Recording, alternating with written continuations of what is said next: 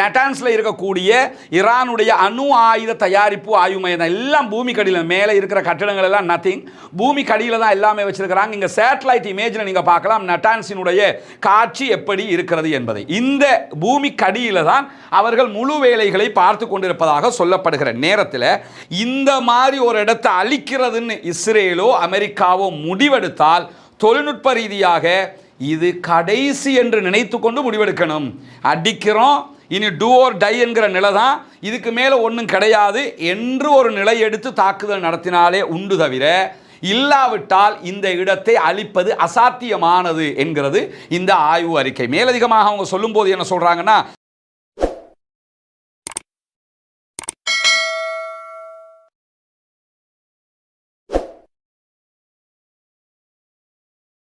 அன்பிற்கினிய சகோதர சகோதரிகளே, நம் அனைவர் மீதும் ஏக இறைவனுடைய அமைதியும் கருணையும் உண்டாகட்டுமாக என்கிற உயரிய பிரார்த்தனைகளோடு இந்த வீடியோவில் நம்ம ஒரு முக்கியமான விவகாரம் தொடர்பான சில தெளிவுகளை தான் பார்க்க இருக்கிறோம். குறிப்பாக நமக்கெல்லாம் தெரியும், ஈரானுக்கும் இஸ்ரேலுக்கும் இடையிலான ஒரு பாரிய யுத்தம் நடைபெற்று வருகிறது.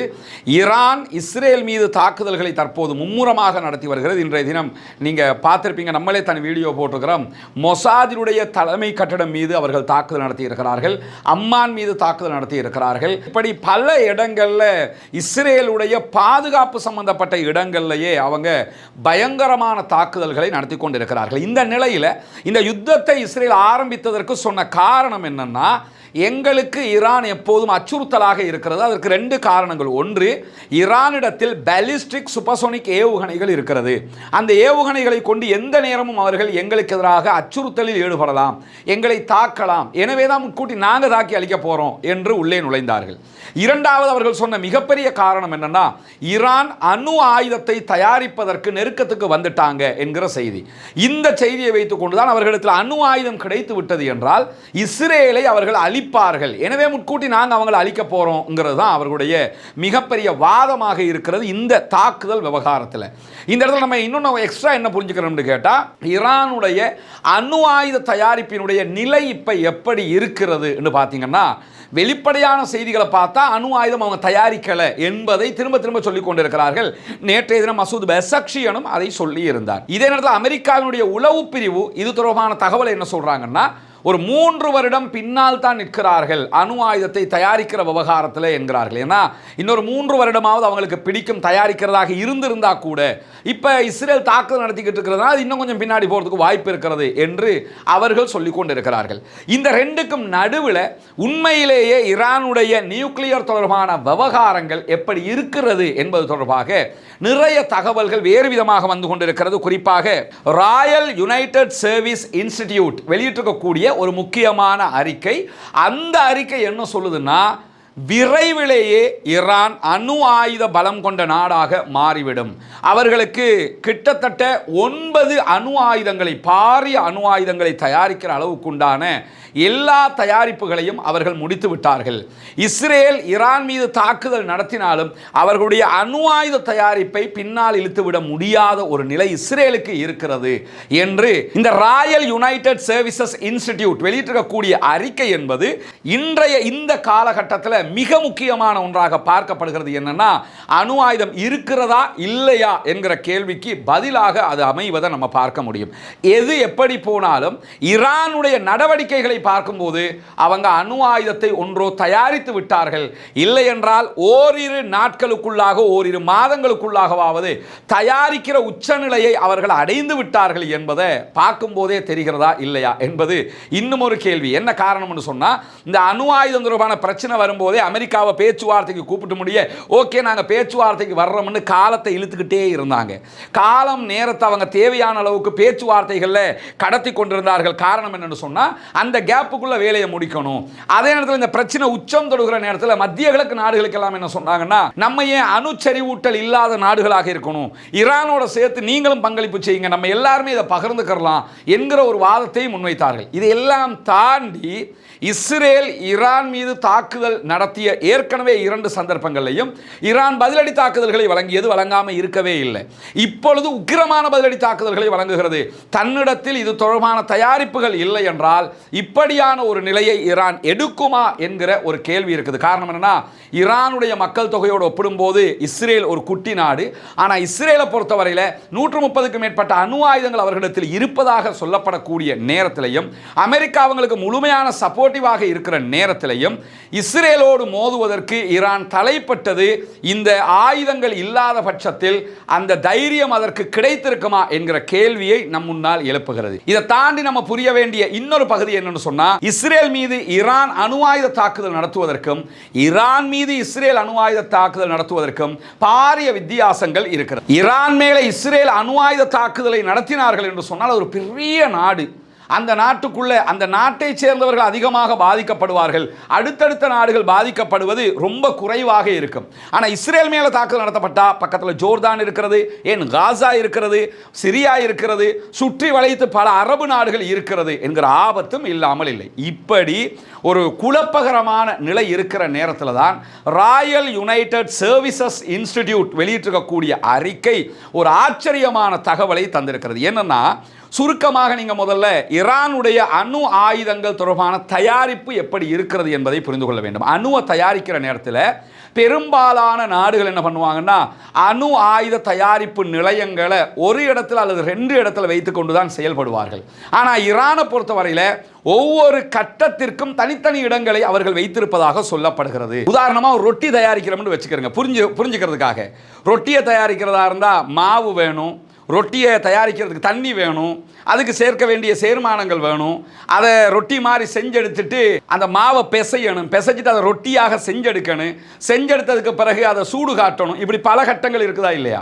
இது மாதிரி அணுவாக இருந்தால் ஒவ்வொரு கட்டம் இருக்கும். இந்த ஒவ்வொரு கட்டத்தையுமே அவங்க பிரித்து பிரித்து பல இடங்களில் வைத்திருப்பதாக சொல்லப்படுகிறது. இப்பொழுது இஸ்ரேல் ஈரான் மீது நடத்தி இருக்கக்கூடிய இஸ்பஹானுடைய தாக்குதலாக இருந்தாலும், தப்ரீஸுடைய தாக்குதலாக இருந்தாலும், நடான்ஸினுடைய தாக்குதலாக இருந்தாலும், இது அத்தனையுமே மேலோட்டமான செயல்பாடுகள் மீதான தாக்குதல் தான் என்று அடித்து சொல்கிறது ஈரான் மட்டுமல்ல, சர்வதேச அணு ஆயுத தடுப்பு மையமும் கூட. என்ன காரணம்னா, இஸ்ரேலுடைய தாக்குதல் அகோரமாக இருந்திருந்தால் அல்லது உண்மையிலேயே அணு ஆயுத தயாரிப்பின் முழுமை பெற்ற ஒரு இடத்திற்குத்தான் இஸ்ரேல் தாக்குதல் நடத்தி இருந்தால் இவ்வளவுக்கும் அணு கதிர்வீச்சுக்கள் வெளியேற்றப்பட்டு ஈரானில் முக்காவாசி பேர் அதிலேயே செத்து மடிஞ்சிருப்பாங்க. ஆனால் அப்படி ஒரு நிலை இந்த நிமிடம் வரைக்கும் இல்லை. அப்படி என்றால் என்ன நடக்கிறது, எங்கு இருக்கிறது அணு தொடர்பான செயல்பாடுகள், ஈரான் வைத்திருக்கிறதா இல்லையா என்கிற கேள்விக்கு நாம் பதில் தேட வேண்டியிருக்கிறது. அந்த பதிலைத்தான் இன்றைக்கு RUSI என்கிற ராயல் யுனைடெட் சர்வீசஸ் இன்ஸ்டிடியூட் என்கிற ஆய்வு மையம் வெளியிட்டிருக்கிறது. இந்த ஆர்டிக்கலை பல அரபு ஊடகங்கள், குறிப்பாக அல் ஜசீராவை தாண்டி அரபு ஊடகங்கள் வெளியிட்டிருக்கிற அதே நேரம் ஈரானுடைய பல ஊடகங்களும் இதே ஆர்டிக்கல் ஆய்வை வெளியிட்டிருப்பதை நம்ம பார்க்க முடியும். இந்த நேரத்துக்கு மிக பொருத்தமான ஆய்வு என்கிற காரணத்தினால இந்த செய்திகளை நம்ம பகிர வேண்டியிருக்கிறது. குறிப்பாக நீங்க பார்த்தீங்கன்னா, இந்த இடத்துல ஈரானுடைய சில ஆய்வு மையங்களுடைய ஃபெசிலிட்டிஸினுடைய காட்சிகள் நீங்க பார்க்கலாம். இது நடான்ஸ்ல இருக்கக்கூடிய ஈரானுடைய அணு ஆயுத தயாரிப்பு ஆய்வு மையம். எல்லாம் பூமி கடியில் மேலே இருக்கிற கட்டிடங்கள் எல்லாம் நத்திங், பூமி கடியில் தான் எல்லாமே வச்சிருக்கிறாங்க. இங்க சேட்டலைட் இமேஜில் நீங்க பார்க்கலாம் நடான்ஸினுடைய காட்சி எப்படி இருக்கிறது என்பதை. இந்த பூமி கடியில் தான் அவர்கள் முழு வேலைகளை பார்த்து கொண்டிருப்பதாக சொல்லப்படுகிற நேரத்தில் இந்த இடத்திற்கு 2 தடவைகள் இஸ்ரேல் தாக்குதல் நடத்தியதாக சொல்லுகிறது. ஆனால் எந்த விதமான ஆபத்துகளும் ஏற்படவில்லை என்று திட்ட தெளிவாக ஈரான் மட்டும் அறிவிக்கல, சர்வதேச அணு ஆயுத தடுப்பு முகமையும் அறிவித்திருக்கிறது. இப்படி இருக்கிற போதுதான் ஈரானுடைய மிக முக்கியமான அணு ஆயுத அல்லது அணு ஆராய்ச்சி நிலையமாக கருதப்படக்கூடிய இடங்கள், ஒன்று நடான்ஸ், இரண்டாவது போர்டோ. இந்த 2 இடத்துல தான் அவர்களுடைய ஆய்வின் உச்சகட்ட நிலையை வைத்துக் கொண்டிருக்கிறார்கள். இந்த நேரத்தில் இந்த இடங்கள் 2ஐயுமே இஸ்ரேல் அழிக்க வேண்டும் என்று சொன்னால் அவர்களிடம் இருக்கிற பங்கர் பஸ்டர் பாம்களை கொண்டோ அல்லது வேறு விதமான குண்டுகளை கொண்டோ அளிக்க முடியாது என்கிறது ராயல் யுனைடெட் சர்வீசஸ் இன்ஸ்டிடியூட் நிறுவனம்.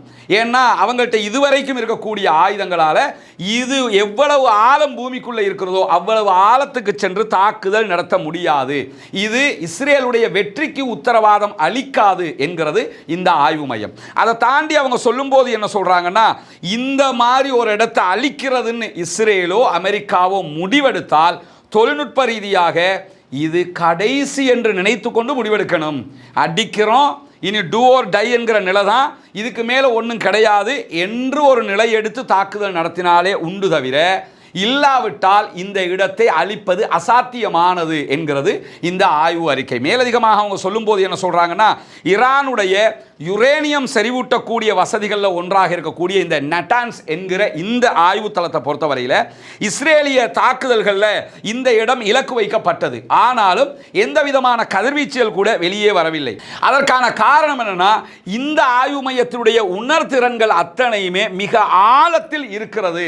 எனவே அவர்களுடைய தாக்குதல் அதற்கு எந்த சேதத்தையும் உண்டாக்கவில்லை என்று இந்த ஆய்வு விவரங்கள் சொல்லுகிறது. மட்டுமல்லாமல் RUSI என்கிற ராயல் யுனைடெட் சர்வீசஸ் இன்ஸ்டிடியூட்டினுடைய இந்த அறிக்கையில் மேலதிகமாக சொல்லப்படக்கூடிய மதிப்பீடுகள் எப்படி இருக்குதுன்னு சொன்னா, இந்த நட்டான்ஸ் ஆய்வு மையத்தினுடைய சில பகுதிகள் பூமி மட்டத்தில் இருந்து 8 மீட்டருக்கும் அதிகமான ஆழத்தில் இருப்பதாக சொல்லப்படுகிறது.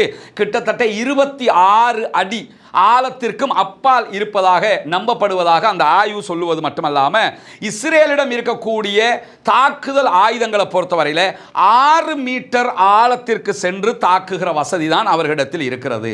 ஆனால் இதுவே 8 மீட்டருக்கும் அதிகமான ஆழத்தில் இருக்கிறதுனால அதை தாக்க முடியாத ஒரு சிக்கல் இஸ்ரேலுக்கு இருக்கிறது என்று சொல்லுகிறது இந்த ஆய்வு அமைப்பு. அதை தாண்டி தாக்கினால் கூட இவர்கள் இதை செய்திருக்கக்கூடிய மெத்தேடு எப்படி இருக்குதுன்னு சொன்னா, மேல்மட்டம் காங்கிரீட்டுகளால் அமைக்கப்பட்டதாக தெரிந்தாலும் உள்ளுக்குள்ள முழுவதுமாக கற்பாறைகளால் அது வடிவமைக்கப்பட்டிருக்கிறது. காங்கிரீட்டை உடைக்கணும், அதுக்கு பிறகு கற்பாறைகளை உடைக்கணும். அப்படி உடைத்து கொண்டு உள்ளே சென்றால் மட்டும்தான் இந்த நட்டான்ஸ் ஆய்வு மையத்தை அழிக்க முடியுமாக இருக்கும். எனவே பலகட்ட பாதுகாப்பை ஈரான் செய்துதான் இதை தயாரித்திருக்கிறது என்கிறது இந்த RUSI ஆய்வு அறிக்கை. அதை தாண்டி ஈரானுடைய அடுத்த மிக முக்கியமான ஆய்வு மையமாக இருக்கக்கூடிய போர்டோ ஆய்வு மையத்தை பற்றி இந்த அறிக்கை சொல்லுகிற நேரத்தில் மேலதிகமாக அவங்க என்ன சொல்றாங்கன்னா, இஸ்ரேல் மட்டுமல்ல அமெரிக்கா நினைத்தால் கூட போர்டோ ஆய்வு மையத்தை அழிக்க முடியுமா என்கிற கேள்வி இருக்கிறது.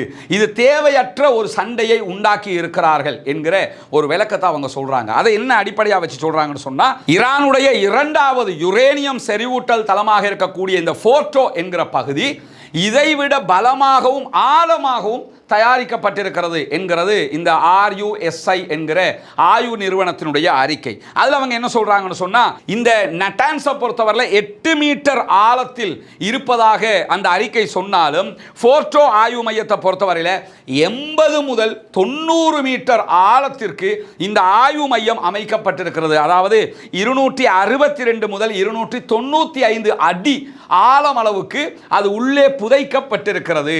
எனவே இதற்கு தாக்குதல் நடத்துவது என்று சொன்னால் அது அமெரிக்க இராணுவத்தினால் மாத்திரம்தான் முடியும்.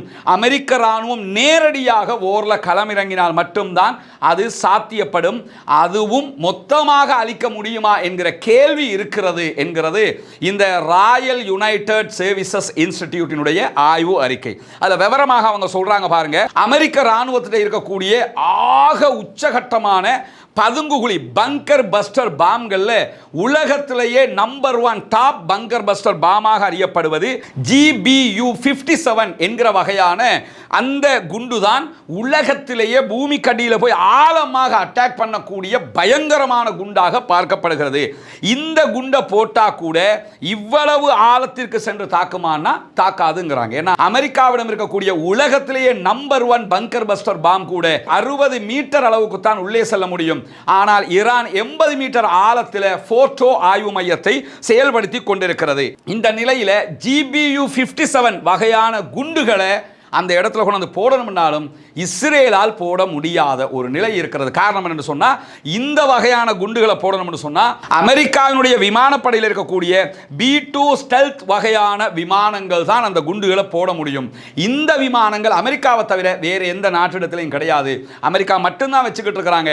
அவங்க இஸ்ரேலுக்கு கூட இந்த விமானங்களை கொடுக்கவில்லை. எனவே இந்த GBU-57 வகையான குண்டுகளை போட்டு ஈரானுடைய நட்டான்ஸையோ அல்லது ஈரானுடைய ஃபோர்டோ யுரேனியம் செறிவூட்டல் ஆய்வு மையத்தையோ அழிக்கணும்னா கூட அவர்களுக்கு குண்டும் தேவைப்படும், அமெரிக்காவினுடைய B2 ஸ்டெல்த் வகையான விமானமும் தேவைப்படும். அந்த ரெண்டையுமே அமெரிக்கா நேரடியாக செயல்படுத்துமே தவிர யாருக்கும் அவங்க கொடுக்கிறது இல்லை எனும்போது, அவர்களுடைய இராணுவம் நேரடியாக ஈராக்ல அட்டாக் பண்ணினாங்கல்ல, அது மாதிரி நேரடி ஒரு அட்டாக்கு அவங்க வந்தா மட்டும்தான் இது சாத்தியப்படும். அப்படியே வந்து தாக்கினால் கூட என்ன நடக்கும் என்று சொன்னா, முழுமையாக ஒன்றும் செய்ய முடியாமல் போய்விடும். 80 மீட்டர் அளவுல ஆழத்தில் அது இருக்குது. 60 மீட்டர் அளவுக்கு தான் அந்த தாக்குதலை அவர்களால் மேற்கொள்ள முடியும் என்று இன்றைக்கு RUIS என்கிற ராயல் யுனைடெட் இன்ஸ்டிடியூட் சர்வீசஸ் என்கிற அமைப்பு வெளியிட்டிருக்கக்கூடிய இந்த ஆய்வறிக்கையில் சொல்லி இருக்கக்கூடிய காட்சிகளை நம்ம பார்க்க முடியும். சுருக்கமாக நீங்க பார்த்தீங்கன்னு சொன்னா, ஈரான் இந்த தாக்குதல்களை எல்லாம் எதிர்கொள்ள வேண்டி வரும் என்பதை கவனத்தில் கொண்டுதான் தன்னுடைய யுரேனியம் செறிவூட்டக்கூடிய நட்டான்ஸ் அதே போன்று ஃபோர்டோ ஆகிய மையங்களை தயாரித்திருக்கிறது. இதை தவிர்த்து ஈரானில் இருக்கக்கூடிய கிட்டத்தட்ட 19க்கு மேற்பட்ட இடங்கள்ல ஈரான் இந்த காரியங்களில் யுரேனியம் செறிவூட்டுகிற வேலையில் ஈடுபடுவதாக சொல்லப்பட்டாலும் உச்சகட்டமான இடமாக ஃபோர்டோவும் நட்டான்ஸும் தான் பார்க்கப்படுகிறது. இந்த 2 இடத்தையும் தாக்கி மொத்தமாக அழிப்பதாக இருந்தால் கண்டிப்பாக அது இஸ்ரேலால் முடியாது. அமெரிக்கா நேரடியாக ஓருக்கு வரணும், நேரடியாக ஓருக்கு வந்து மேலே நம்ம சொன்ன குண்டை பயன்படுத்தணும். அதை பயன்படுத்தணும்னா அமெரிக்காவினுடைய இராணுவத்தினுடைய விமானங்களுக்கு மட்டும்தான் முடியும். இதையெல்லாம் செய்து அதை அழிப்பதற்கு அவர்கள் முனைவார்களா என்கிற ஒரு கேள்வி இருக்கிற அதே நேரம், அப்படியே செய்தாலும் 60 மீட்டர் அளவுக்கு தான் தாக்க முடியும், 80 மீட்டருக்கு உள்ளே போக முடியாது என்கிற ஒரு நிலை இருப்பதை நம்ம பார்க்க முடியும். இதை தாண்டி ஈரானுடைய இந்த அணுத்திட்டங்களை அவர்கள் இல்லாதொழிக்க வேண்டும் என்றால் ஒரே ஒரு வழிதான் இருக்கிறது. ஈராக்கை மொத்தமாக அழித்து கைப்பற்றியதை போல, ஆப்கானிஸ்தானை மொத்தமாக அழித்து கைப்பற்றியதை போல ஈரானை அவர்கள் மொத்தமாக அழித்து கைப்பற்றி எங்க ஆட்சி தான் ஈரான்ல என்று சொல்லி அந்த 20 வருஷம் ஆப்கானிஸ்தானை வச்சுக்கிட்டு இருந்தாங்க, அதே மாதிரி ஈராக்கையெல்லாம் வச்சுக்கிட்டு இருந்தாங்கல்ல, அந்த மாதிரி கையில் எடுப்பாங்கன்னு சொன்னால் மட்டும் ஏதோ ஒரு வகையில் இந்த ஆய்வு மையத்தினுடைய செயல்பாடுகளை இல்லாமலாக்கி மொத்தமாக அழிக்க முடியும் என்று RUIS என்கிற ராயல் யுனைடெட் சர்வீசஸ் இன்ஸ்டிடியூட்டினுடைய ஆய்வு இன்றைக்கு வெளிப்படையாக சொல்லி இருக்கிறது. எனவே இந்த யுத்தத்தை பொறுத்தவரையில் இது ஒரு பழிவாங்கும் யுத்தமாக, ஈரானை அடக்கும் யுத்தமாகத்தான் ஆரம்பிக்கப்பட்டிருக்கிறது. அமெரிக்காவினுடைய முழுமையான பங்களிப்பில் தான் இது நடக்கிறது. ஆனால் எங்களுக்கு சம்பந்தம் இல்லை என்று அமெரிக்கா சொல்லிக் கொண்டிருக்கிறது. அமெரிக்காவினுடைய கப்பல் மத்திய கிழக்கு வந்து கொண்டிருக்கக்கூடிய நேரத்தில் தொடர்ந்து இஸ்ரேல் மீது கடுமையான தாக்குதல்களை ஈரானும் நடத்தி கொண்டிருக்கிறது. பொறுத்திருந்து பார்ப்போம் என்னவெல்லாம் நடக்கிறது என்பதை. இந்த தகவல்கள் அத்தனையுமே ராயல் யுனைடெட் சர்வீசஸ் இன்ஸ்டிடியூட்டினுடைய முழுமையான ஆய்வை தழுவி உங்களிடத்தில் முன்வைக்கப்பட்டிருக்கு. இந்த ஆய்வை அல் ஜசீரா உள்ளிட்ட பல ஊடகங்கள் வெளியிட்டிருக்கின்றன. அந்த தகவலை தான் நம்ம உங்களுக்கு கொண்டு தந்திருக்கிறோம். எனவே இது தொடர்பான மேலதிக தரவுகள், மேலதிக ஆய்வுகள், அறிவுகள் இருக்கக்கூடிய சகோதரர்கள் கமெண்ட்ல உங்களுடைய கருத்துக்களை சொல்ல முடியும். தொடர்ந்தும் காசா மற்றும் மத்திய கிழக்கில் நடக்கக்கூடிய செய்திகளை உண்மையாக தெரிந்து கொள்வதற்காக நம்முடைய 2 சேனல்களையும் சப்ஸ்கிரைப் செய்யாத சகோதரர்கள் சப்ஸ்கிரைப் செய்து இணைந்து கொள்கிற அதே நேரம் பாலஸ்தீனம் வெற்றி பெற வேண்டும், பாலஸ்தீனம் சுதந்திரம் அடைய வேண்டும், பாலஸ்தீன மக்கள் நம்மை போன்ற நிம்மதியானவர்களாக மாற வேண்டும், வாழ வேண்டும் என்கிற உயரிய பிரார்த்தனைகளும் அல்லாஹ்விடத்திலே முன்வைக்க மறந்து விடாதீர்கள். வாஹர் தஅவானா அல்ஹம்துலில்லாஹி ரப்பில் ஆலமீன்.